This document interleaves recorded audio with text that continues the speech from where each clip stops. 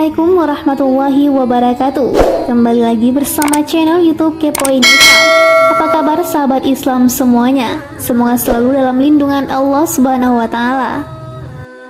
Seperti yang telah disampaikan sebelumnya, At-Tha'labi menuturkan, Qadfir dipecat dari jabatannya lalu digantikan oleh Nabi Yusuf. Menurut pendapat lain, saat Qadfir meninggal dunia, Yusuf menikahi istrinya, Zulaikha, dan Yusuf mendapatinya masih perawan karena suaminya tidak punya keinginan terhadap wanita. Zulaikha kemudian melahirkan dua anak Yusuf, Afraim dan Mansa. Kekuatan Mesir kemudian diserahkan kepada Nabi Yusuf. Yusuf memimpin rakyat Mesir dengan adil hingga ia dicintai para lelaki dan wanita. Diriwayatkan, Nabi Yusuf masuk menemui raja saat berusia 30 tahun. Lalu si raja berbicara dengannya menggunakan 70 bahasa.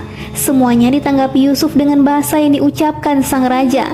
Raja dibuat kagum karena hal itu, meski Yusuf terbilang masih muda belia. Allah Subhanahu wa taala berfirman, "Dan demikianlah kami memberi kedudukan kepada Yusuf di negeri ini atau Mesir, untuk tinggal di mana saja yang ia kehendaki, yaitu setelah sebelumnya dipenjara, dipersulit dan dikekang.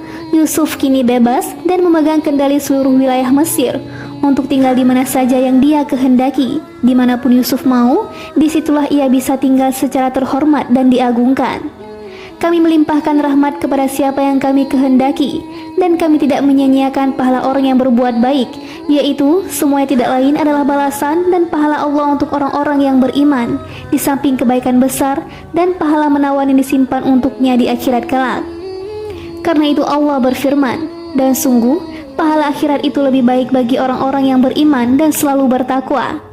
Ada yang menyebutkan Qadfir, suami Zulaikha, meninggal dunia. Lalu raja mengangkat Yusuf untuk menggantikan jabatannya dan menikahkannya dengan Zulaikha, mantan istri Qadfir. Mendiang Qadfir adalah seorang menteri yang jujur. Muhammad bin Ishaq menuturkan, Raja Mesir saat itu Walid bin Rayyan masuk Islam melalui Nabi Yusuf. Sebagian menuturkan dalam gubahan syair, di balik lorong sempit rasa takut, ada rasa aman dan luas membentang, dan kesenangan pertama adalah puncak kesedihan. Maka janganlah berputus asa, karena Allah menyerahkan simpanan-simpanan rezekinya kepada Yusuf setelah ia keluar dari penjara. Dan saudara-saudara Yusuf datang ke Mesir, lalu mereka masuk ke tempatnya. Maka dia Yusuf mengenal mereka, sedang mereka tidak mengenalinya lagi kepadanya. Dan ketika dia atau Yusuf menyiapkan bahan makanan untuk mereka, dia berkata, "Bawalah kepadaku saudaramu yang seayah dengan kamu atau Bunyamin. Tidakkah kamu melihat bahwa aku menyempurnakan takaran dan aku adalah penerima tamu yang terbaik? Maka jika kamu tidak membawanya kepadaku, maka kamu tidak akan mendapat jatah gandum lagi dariku, dan jangan kamu mendekatiku." Mereka berkata, "Kami akan membujuk ayahnya untuk membawanya, dan kami benar-benar akan melaksanakannya." Dan dia Yusuf berkata kepada pelayan-pelayannya, "Masukkanlah barang-barang atau penukar mereka ke dalam karung-karungnya, agar mereka mengetahuinya apabila telah kembali kepada keluarganya. Mudah-mudahan mereka kembali lagi." Quran Surah Yusuf ayat 58-62. Allah mengisahkan kedatangan saudara-saudara Yusuf ke Mesir untuk mencari bahan makanan. Ini terjadi setelah masa kemarau panjang menimpa berbagai penjuru negeri secara merata. Saat itu, Yusuf menjabat sebagai penguasa urusan agama dan dunia kawasan Mesir. Saat mereka masuk, Yusuf mengenali mereka, sementara mereka sudah tidak mengenali Yusuf. Karena tidak terlintas di benak mereka jika Yusuf menjadi seorang yang memiliki kedudukan terhormat. Karena itulah Yusuf mengenali mereka, sementara mereka tidak mengenalinya. Menurut versi ahli kitab, saat mereka datang menemui Yusuf, mereka sujud kepadanya, dan ia pun mengenali mereka. Yusuf tidak ingin mereka mengenalinya. Akhirnya Yusuf berkata-kata keras dan kasar kepada mereka. Yusuf mengatakan, "Kalian mata-mata, kalian datang untuk merampas kekayaan negeriku?" Mereka menjawab, "Kami berlindung kepada Allah untuk berbuat seperti itu. Kami hanya datang untuk mengumpulkan bahan makanan untuk kaum kami, karena kami tertimpa kelaparan. Kami semua adalah keturunan satu nenek moyang, Kan'an. Kami adalah 12 bersaudara, tapi salah satu di antara kami pergi entah kemana, dan yang paling kecil di antara kami di rumah bersama ayah kami." Yusuf kemudian berkata, "Aku harus memeriksa kalian." Masih menurut ahli kitab, Yusuf menahan mereka selama 3 hari. Setelah itu mereka dilepaskan, sementara Syamun ditahan Yusuf agar mereka membawa saudara lainnya sebagai pengganti. Sebagian kisah ini perlu dikaji lebih jauh. Allah Subhanahu wa Ta'ala berfirman, dan ketika dia atau Yusuf menyiapkan bahan makanan untuk mereka, yaitu memberikan bahan makanan untuk mereka, seperti kebiasaan Yusuf untuk memberikan bahan makanan sepenuh bawaan unta setiap satu orang, tidak lebih dari itu. Dia berkata, bawalah kepadaku saudaramu yang seayah dengan kamu atau Bunyamin. Yusuf bertanya tentang kondisi mereka, berapa jumlah mereka? Mereka menjawab, kami 12 bersaudara. Salah satu di antara kami pergi entah kemana, dan saudara kandung saudara kami yang pergi itu ada di rumah bersama ayah kami. Yusuf kemudian mengatakan, jika kalian datang lagi tahun depan, ajak serta dia bersama kalian. Tidakkah kamu melihat bahwa aku menyempurnakan takaran dan aku adalah penerima tamu yang terbaik? Yaitu aku telah menerima kedatangan kalian dengan baik, memberi kalian jamuan dengan baik. Yusuf kemudian meminta mereka agar mengajak saudara yang ditinggal di rumah. Jika tidak diajak, Yusuf mengancam, maka jika kamu tidak membawanya kepadaku, maka kamu tidak akan mendapat jatah gandum lagi dariku, dan jangan kamu mendekatiku. Yaitu, aku tidak akan memberikan bekal makanan untuk kalian, dan aku tidak akan menjamu kalian sedikit pun. Tidak seperti perlakuan Yusuf terhadap mereka sebelumnya. Yusuf berusaha agar mereka membawa saudaranya itu agar kerinduannya terobati dengan memberikan dorongan dan ancaman kepada mereka. Mereka berkata, kami akan membujuk ayahnya untuk membawanya, yaitu kami akan berusaha sekuat tenaga untuk membawanya bersama kami sebisa mungkin, dan kami benar-benar akan melaksanakannya, yaitu kami mampu untuk melakukan hal itu. Setelah itu, Yusuf memerintahkan para pelayan untuk memasukkan kembali barang-barang yang mereka bawa untuk mereka tukarkan dengan makanan tanpa mereka sadari, agar mereka mengetahuinya apabila telah kembali kepada keluarganya. Mudah-mudahan mereka kembali lagi. Ada yang menyatakan maksud pengembalian barang-barang adalah saat mereka mendapati barang-barang tersebut setelah berada di kampung halaman. Yang lain menyebutkan Yusuf khawatir jika mereka tidak kembali lagi karena tidak memiliki barang untuk ditukarkan bahan makanan. Ada juga yang menyatakan Yusuf segan untuk mengambil barang-barang milik mereka sebagai penukar bahan-bahan makanan yang ia berikan.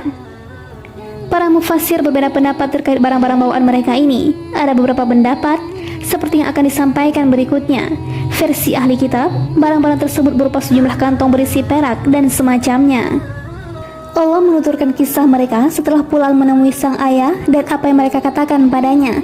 Wahai ayah kami tidak akan mendapat jatah gandum lagi jika tidak membawa saudara kami, yaitu pada tahun berikutnya jika ayah tidak mengizinkan kami untuk mengajak serta saudara kami. Jika ayah mengizinkannya untuk kami ajak serta, kami akan diberi jatah makanan lagi. Dan ketika mereka membuka barang-barangnya, mereka menemukan barang-barang penukar mereka dikembalikan kepada mereka. Mereka berkata, wahai ayah kami, apalagi yang kita inginkan? Itu apa yang kita inginkan, barang-barang kami dikembalikan lagi, dan kita akan dapat memberi makan keluarga kita, yaitu memberi mereka makan dan memberikan sesuatu yang diperlukan pada masa paceklik.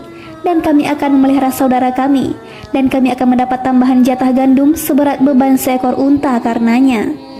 Allah berfirman, itu suatu hal yang mudah bagi Raja Mesir, yaitu dibandingkan dengan kehilangan anak sebelumnya atau Yusuf. Yakub sangat menjaga anaknya Bunyamin, karena dari sosoknya Yakub bisa mencium bau saudaranya Yusuf, sekaligus sebagai hiburan atas kepergian Yusuf, juga sebagai penggantinya. Karena itu Yakub berkata, aku tidak akan melepaskannya pergi bersama kamu, sebelum kamu bersumpah kepadaku atas nama Allah, bahwa kamu pasti akan membawanya kepadaku kembali, kecuali jika kamu dikepung musuh, yaitu kecuali jika kalian semua dikalahkan musuh, sehingga tidak bisa membawa Bunyamin pulang kembali. Setelah mereka mengucapkan sumpah, dia Yakub berkata, Allah adalah saksi terhadap apa yang kalian ucapkan. Yakub menegaskan kembali sumpah dan janji itu, sangat mengantisipasi keselamatan anaknya Bunyamin. Namun seperti yang orang katakan, kewaspadaan tetap kalah oleh takdir. Andai bukan karena keperluan makan untuk diri pribadi dan kaum, tentu Yakub tidak rela melepaskan anak yang sangat ia cintai itu. Namun takdir memiliki putusan tersendiri. Allah menakdirkan apapun yang ia kehendaki, memilih apapun yang ia inginkan, dan memutuskan perkara sesuai yang ia kehendaki. Ia maha bijaksana, lagi mengetahui. Setelah itu, Yakub memerintahkan agar mereka tidak memasuki kota melalui satu pintu gerbang, tetapi harus berpencar melalui beberapa pintu gerbang. Menurut salah satu pendapat, Yakub bermaksud agar anak-anaknya itu tidak terkena penyakit ain, mengingat anak-anaknya memiliki fisik dan rupa yang menawan. Demikian disampaikan Ibnu Abbas, Mujahid, Muhammad bin Ka'ab, Qatadah, As-Suddi, dan Dahak. Pendapat lain menyebutkan, Yakub ingin memancar anak-anaknya agar mereka mendapatkan kabar tentang Yusuf, atau setidaknya memberikan jejak untuk Yusuf. Demikian dinyatakan Ibrahim An-Nakhai. Pendapat pertama lebih kuat, karena itu Yakub berkata, namun demikian aku tidak dapat mempertahankan kamu sedikit pun dari takdir Allah. Dan ketika mereka masuk sesuai dengan perintah ayah mereka, masuknya mereka itu tidak dapat menolak sedikit pun keputusan Allah. Tetapi itu hanya suatu keinginan pada diri Yakub yang telah ditetapkannya. Dan sesungguhnya dia mempunyai pengetahuan, karena kami telah mengajarkan kepadanya, tetapi kebanyakan manusia tidak mengetahui. Menurut versi ahli kitab, Yakub membawakan hadiah untuk penguasa Mesir berupa kacang tanah, badam, biji-biji hijau dan madu. Mereka kemudian menerima sejumlah uang dan barang-barang. Allah mengisahkan mereka saat masuk bersama saudara mereka Bunyamin ke tempat saudara kandungnya Yusuf. Yusuf menempatkan Bunyamin di dekatnya dan memberitahukan secara rahasia bahwa ia adalah saudaranya, memerintahkannya untuk merahasiakan hal ini dan menghiburnya atas perlakuan jahat mereka padanya. Setelah itu, Yusuf mencari cara agar Bunyamin tetap berada di tempatnya dan tidak membiarkannya pergi bersama mereka. Yusuf kemudian memerintahkan para pelayan untuk menaruh sebuah gelas miliknya, gelas yang biasa ia gunakan untuk minum dan menakar makanan, di dalam barang-barang bawaan Bunyamin tanpa mereka sadari. Setelah itu, Yusuf memberitahukan kepada mereka bahwa telah mencuri gelas milik raja, dan Yusuf berjanji untuk memberikan bahan makanan sepenuh bawaan unta jika mereka mengembalikannya. Juru bicara yang menyampaikan hal tersebut memberi jaminan. Mereka kemudian menghampiri orang yang menuduh, mencela, dan menjelek-jelekkannya atas kata-kata yang ia tuduhkan pada mereka. Demi Allah, sungguh kamu mengetahui bahwa kami datang bukan untuk berbuat kerusakan di negeri ini, dan kami bukanlah para pencuri. Mereka mengatakan, kalian tahu, kami bukanlah pencuri seperti yang kalian tuduhkan itu. Mereka berkata, tetapi apa hukumannya jika kamu dusta? Mereka menjawab, hukumannya ialah pada siapa ditemukan dalam karungnya atau barang yang hilang itu, maka dia sendirilah menerima hukumannya. Demikianlah kami memberi hukuman kepada orang-orang zalim. Ini adalah syariat mereka. Pencuri harus diserahkan kepada pihak yang dicuri. Karena itu mereka mengatakan, demikianlah kami memberi hukuman kepada orang-orang zalim. Allah berfirman, maka mulailah dia memeriksa karung-karung mereka sebelum memeriksa karung saudaranya sendiri. Kemudian dia mengeluarkan piala raja itu dari karung saudaranya, agar cara ini tidak mengundang curiga, juga sebagai cara yang sempurna. Selanjutnya Allah berfirman, demikianlah kami mengatur rencana untuk Yusuf. Dia tidak dapat menghukum saudaranya menurut undang-undang raja, yaitu andai mereka tidak mengakui bahwa balasan pencuri adalah diserahkan kepada pihak yang dicuri. Tentu Yusuf tidak bisa mengambil Bunyamin dari tangan mereka menurut aturan Raja Mesir, kecuali Allah menghendakinya. Kami angkat derajat orang yang kami kehendaki, yaitu dalam ilmu, dan di atas setiap orang yang berpengetahuan ada yang lebih mengetahui. Karena Yusuf lebih mengetahui dari mereka, memiliki pendapat lebih sempurna dan tekad yang lebih kuat, Yusuf melakukan hal itu semata atas perintah dari Allah, karena kejadian ini berimbas pada sebuah maslahat besar setelahnya, yaitu ayah dan kaumnya datang kepadanya. Saat mereka melihat sendiri gelas yang dicari-cari itu dikeluarkan dari karung milik Bunyamin, mereka berkata, jika dia mencuri, maka sungguh sebelum itu saudaranya pun pernah pula mencuri. Maksud mereka Yusuf.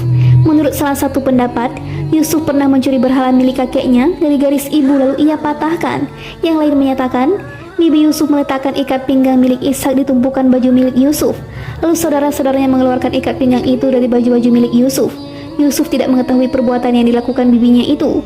Bibinya melakukan tindakan itu semata-mata agar Yusuf berada dalam pengasuhannya karena cintanya pada Yusuf. Yang lain menyatakan Yusuf mengambil makanan dari rumah lalu ia berikan kepada orang-orang fakir. Pendapat lain menyebutkan alasan berbeda. Karena itu mereka berkata, jika dia mencuri, maka sungguh sebelum itu saudaranya pun pernah pula mencuri. Maka Yusuf menyembunyikan atau kejengkelan dalam hatinya dan tidak ditampakkannya kepada mereka.